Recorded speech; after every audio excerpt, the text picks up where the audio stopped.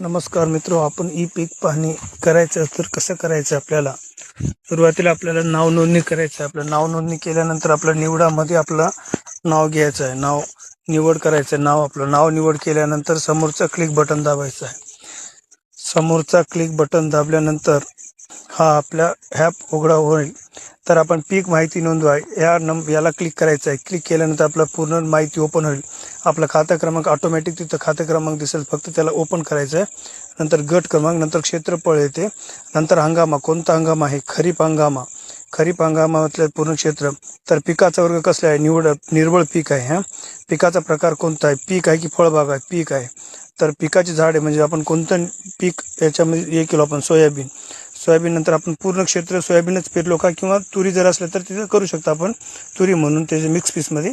आणि पूर्ण सोयाबीन केल्यानंतर आपलं ऑटोमॅटिक आपलं जेवढं क्षेत्रफळ तेवढं पडेल. त्याच्यानंतर जलसिंचन कसं आहे, कसल्या प्रकारचं म्हणजे आपलं कोरडवाहू आहे, कोरडवाहूला क्लिक करायचं. नंतर त्याच्यानंतर आपण कोणत्या तारखेला आपण पेरणी केलेली नेमकं, तर त्या महिन्याची तारीख आपण निवड करायचं, जुलै 10 ते 15 तारीख.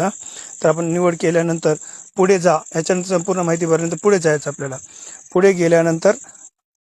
पुढे गेल्यानंतर हा नकाशा ओपन होईल. म्हणजे अक्षरशः आपण शेतामध्ये जाऊनच करावं लागेल. तर आपण इथं आहे ना, आपलं 0 म्हणजे आपण आपल्या शेतामध्ये आलेलो आहेत. तर याच्यानंतर आपल्याला पुढे जायचं, याच्यावर क्लिक करायचं. याच्यात 2 फोटो मागतील आपल्याला. तर 2 फोटो आहे ना आपल्याला घ्यायचा आहे. 2 फोटो या प्रकारे आपण 2 फोटो घेऊ शकता सोयाबीनचा. हा पहिला फोटो घेतला आहे.